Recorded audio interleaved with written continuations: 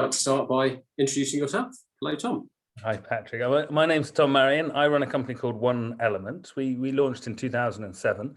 And really the concept behind One Element was, at the time I was working in a gym, and it was one of those big gyms with sort of hundreds of people that would turn up at once, and no one would talk to each other, and you'd have people queuing for the treadmill or sitting on a static bike with a coffee or in the weights room. And there was one singular thing that stood out, which was that no one talked to each other. So you'd have hundreds of people in one space and no one would be talking to each other. And then at the same time, a bit like you, I was playing rugby for a team called Old Wimbledonians, and they were a good, fun amateur club.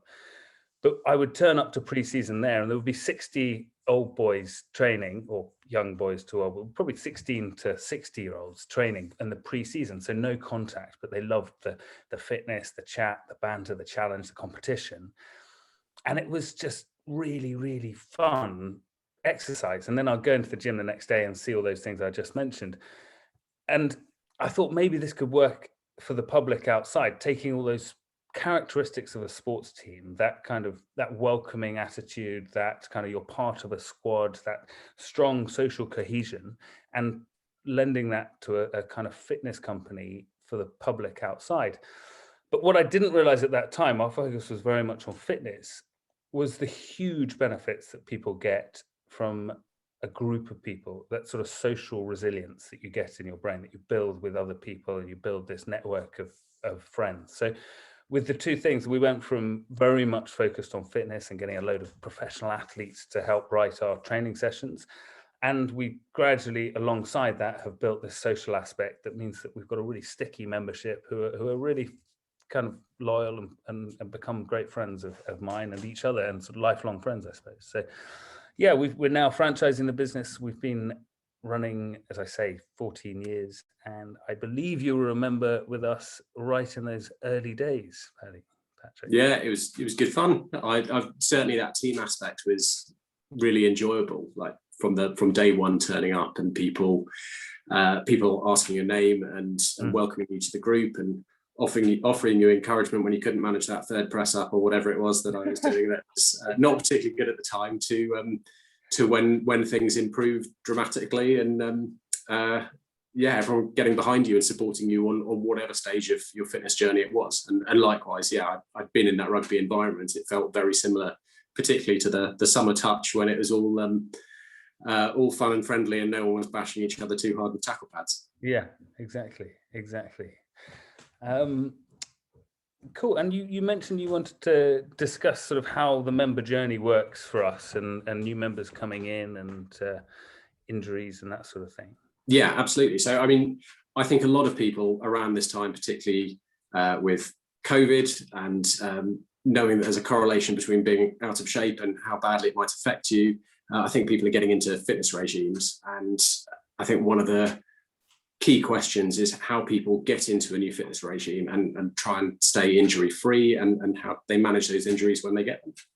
Yeah, I think this is probably, there's a number of different ways to get into it, and there's a number of different barriers you need to overcome, right from the sort of the psychological one. Do I want to join a gym? And they can be intimidating spaces, as can other things, as can classes. But it's about finding something that you want to do, and then making that a habit. But as you mentioned, that injury prevention idea is absolutely critical as far as maintaining the journey.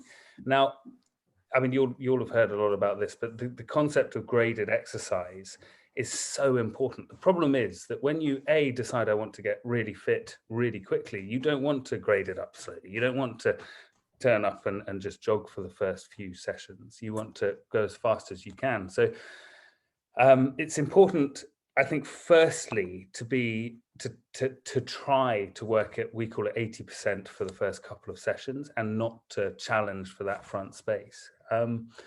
But also, I suppose another key thing is as opposed to looking at trying to hit the fastest time you can, or trying to hit the most amount of press ups or the heaviest weight, we find set a time or set a distance that you're working towards, and then try to repeat that over and over again. So you're not just focusing on that power, the explosive side of things, but you're focusing on the endurance side.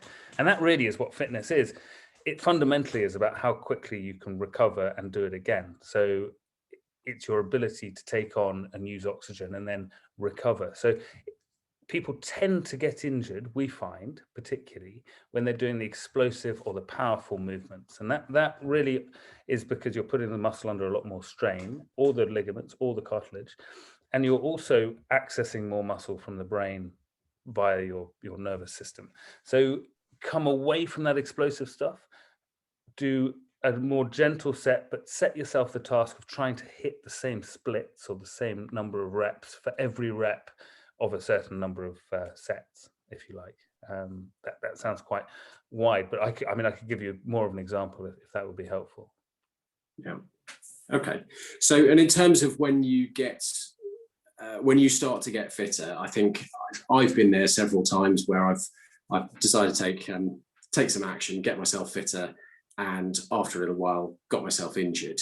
And it's very easy to drop off and find yourself potentially in a worse position than when you started, because you've had to back right off. How would you suggest that people see through that stage of their fitness program? Yeah, that's an interesting one. I think there's probably a reason you're getting injured. There's probably something that could, and you're probably more of the expert than I am on this side, but if it's happening over and over again, then we need to address why it's happening over and over again, and whether there's a similar injury happening, or if they're linked in any way, or if there's something to do with your movement technique, for example, with running, or whether it's your footwear, for example. But if you're getting injured and getting that setback, then it again is about grading up again and having the confidence to believe that you can build this strength and you can get it right. But there may well be it's quite hard without a specific injury, but if for example your hamstrings are tightening up, and then you're getting knotty hamstrings or even tearing hamstrings, it might be worth addressing the problem there. And often we confuse the hamstrings, is an example, but we confuse the way to get stronger and fitter with hamstrings. If you're constantly tearing your hamstrings, you really want to focus on strengthening them, not endlessly stretching them, because when we stretch them, we switch the muscle off and we make them longer, and a longer muscle tends to be a weaker muscle. Whereas if you can look at the strengthening exercises like your hip thrusters or your forward leans with the hamstring, you'll build strength. And so when you come back into your training and you're grading it up, you'll go through that barrier. I think another point I'll make is just be acutely aware of those little signs that your body's saying to you. So if you're getting a niggle, if you're getting something or if you're exhausted, actually, the ability for the body to repair is often reflected in how fatigued you are. So if you're tired, come off the pace, come out of the session. Don't necessarily go to every session every week and challenge yourself to be the fastest and fittest person at the group, or the fastest you've ever been.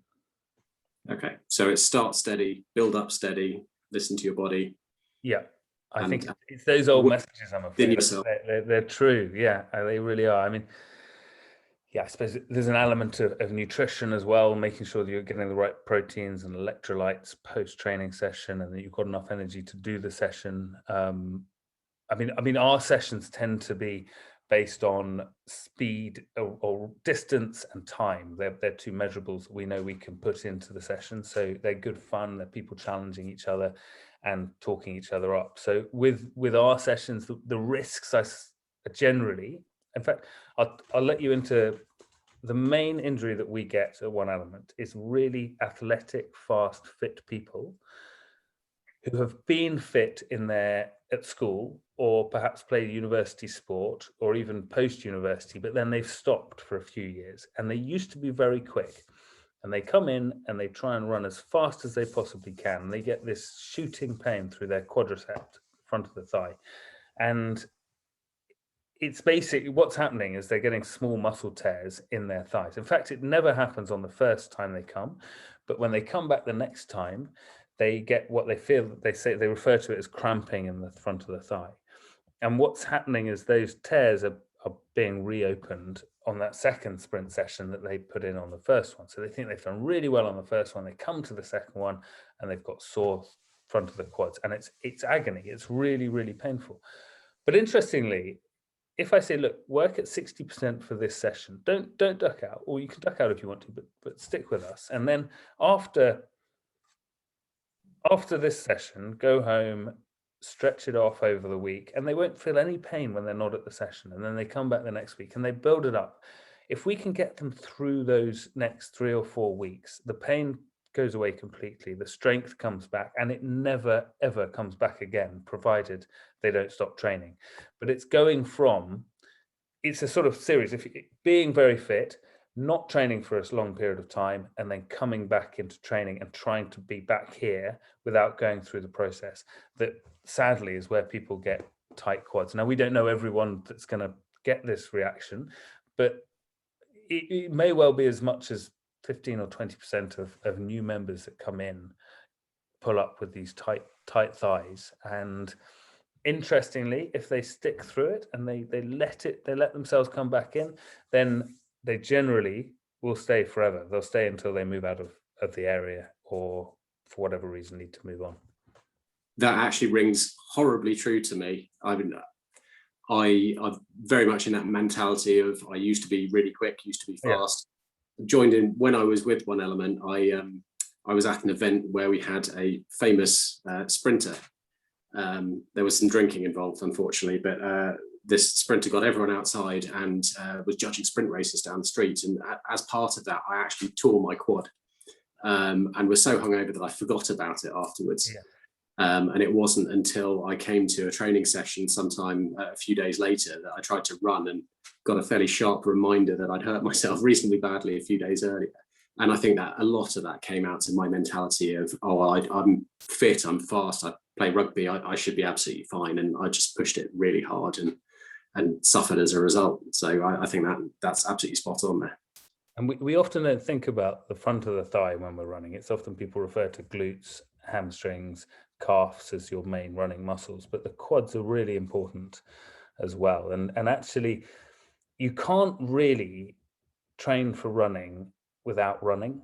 It's, if you talk to good marathon runners, good distance runners, Kona Ironmen, they'll talk about miles in the bank, and that's really the key to getting to be able to complete a marathon. It's just putting those miles in the bank, building that distance up. And it's the same actually with sprinting. If you just come out and sprint as hard as you can, or if you have a few drinks and then try and sprint against a friend, then I'm afraid the front of the thighs are the ones that will probably, or that maybe the hamstrings will probably pull up on. Yeah. Cool. Also, you've got to remember, Patrick, there's plenty of other things that you can do. I think we focus on, if everybody else is doing this one set, I have to be doing that. But there's so many other aspects to fitness that we can focus on, and our trainers can work with you on, or anyone can do. So just because you can't run doesn't mean, for a few weeks, doesn't mean you have to completely move away from exercise. You could still do a really fun HIIT session, or you could still do a Pilates session or a core session. And there are so many aspects to fitness. And I think it's important that we don't focus on that one thing that, I want to run a 10K or whatever it is. It's about, my gut instinct is about, you've got to move every day. You've got to create something that gives you that physical and mental benefits. And focusing just on the running, or I don't know, the bench press, is not going to be a healthy route for the long term. Yeah. And osteopathy chiropractic very much built around the philosophy that the body likes to move. Exactly. Yeah. Yeah. Yeah. Great. So really exciting times for One Element at the moment. What does the future hold for you? Well, I wish I knew. Beginning of this time last year, we had never heard of Zoom, and now we're running 30 Zoom sessions a week through our online platform. We've managed to maintain almost all of our membership. We've got all of our franchisees are still profitable and running. We're currently throughout London and in Belfast, and we're looking this this spring, currently we're looking at 3 more franchises, one in Horsham, one in Selborne, and one potentially in your way towards Wiltshire. We're still in early stages of talks with that one. The future, I think we've got a really exciting business model. You can run our training in the parks. The cost of renting a park versus renting a studio or a gym or a restaurant or something like that, they're very minimal. We developed the business so it looks and feels like a sports club. So you're getting lots and lots of members turning up to those 3 or 4 sessions a week. So then therefore the costs on trainers are minimal as well. We do pay our trainers well, but we do also try to minimize how many sessions we're running because we want to drive everyone there and so forth. So the business model has been shown to work brilliantly so far. And yeah, the goal for me is to really try and start rolling this out across the UK, getting other franchisees involved, buying into the business. The cost of buying a franchise is currently, it's at £10,000, including that. And for that, you get all of the training sessions, you get brought up to pace, you get your website and so on. So everything is wrapped up in that price. And then every week I'm sending, if it was you, Patrick, I'll be sending you the training session for the week. So either you can deliver that or your trainers can deliver that. So we've built the package so it works for the franchisee, whether they're a trainer, a mum, a pilot, running a business. We've got a person who runs a private equity firm who also runs a franchise. So lots and lots of different people from different avenues, hopefully gonna join us. I hope that wasn't too long. No, not at all. And you've, for people who want a bit more information about this, you're running a monthly Zoom session, are you? Yes, exactly. So the first Friday of every month at 7:30 p.m, we run a Zoom webinar where we just talk. There's 3 of us who are on it. Myself as the founder, a guy called Richard, who's marketing and operations, and then Ria, who also has some involvement in the central business, but is more talking from a franchisee's perspective. And it takes about 45 minutes for us just to run through the business and the model and the opportunity.